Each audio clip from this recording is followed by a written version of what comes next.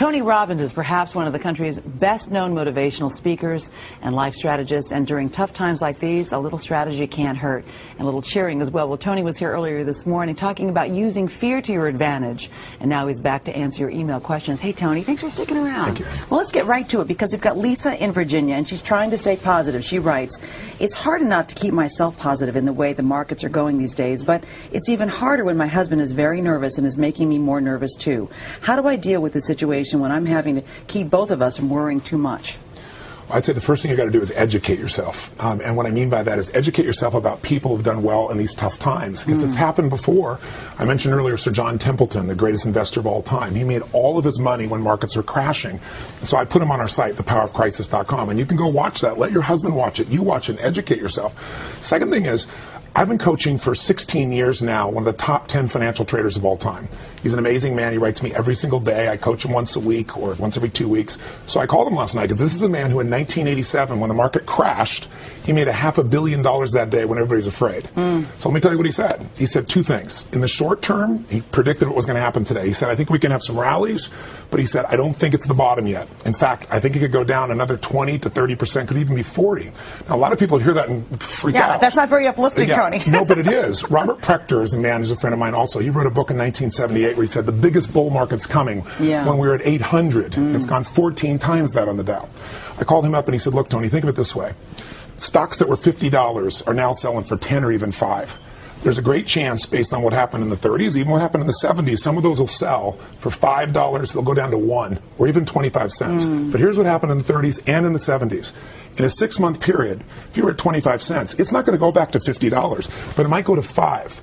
That's a 2,000% return that could happen in 6 months. People need to know that if you stay strong and smart, save your money, be intelligent, this could be the greatest opportunity since you've been alive. Not being positive based on real history. So what you're talking about then is just having kind of grit. And I think that, you know, we forget how much grit we have. I agree with you. Especially because we get so comfortable in the life that we think is going to always stay the same. That's right. And what we have to remember is we are human beings who have tremendous grit. And in this country, we've proven that. And it's tough. Now, it's hard, however, to explain this to your children. We've got a good question here from Hannah. She's from Massachusetts. She writes, my children watch the news every morning. How do I make sure that they know what's going on in this crisis, but don't get them scared about their lives and our family's welfare? This is a big issue.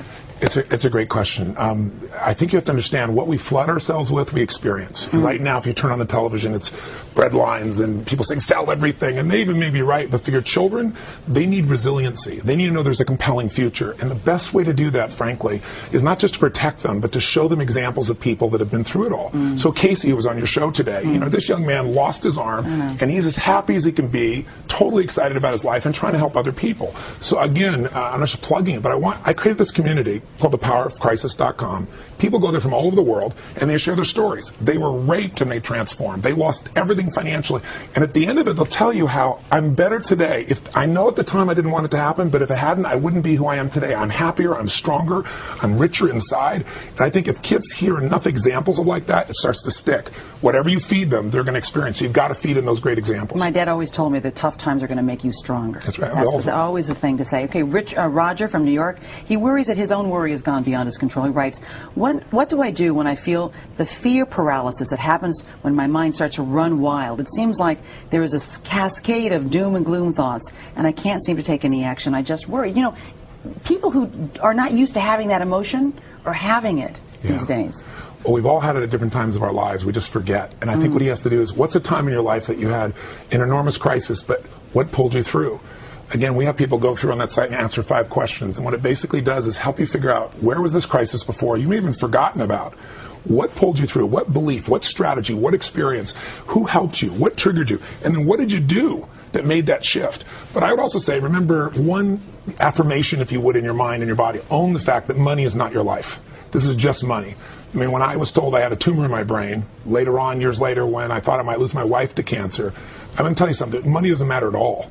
But when we get focused on what matters most, we're there. So I mentioned earlier, getting physical is really important because fear is a physical thing. So if you sit around and think about it, not just exercise, going for an intense run, lifting weights, something that pumps the blood and oxygen through you, because when you do that, your entire psychology changes. You see the world through a different place. So I'd say it's contrast of other people's great stories, Model the best that's in you. When have you been through these things before? You've been resilient if you're honest with yourself, and get totally physical and make that a ritual for you. And then you'll start to look for role models of how to turn things around. Can I add one? Yes, please. Hug people. Oh, I love that. Well, come here. Come here. Hug people. And just, and embrace human beings who are all around you, and make sure that you're a good friend so that they can be a good friend to you, and you'll feel better. I think the most important thing you do is get outside yourself. If you go out to try to help somebody else, we have a basket brigade, and we feed 3 million people a year at Thanksgiving from all over the world. It's because somebody fed my family.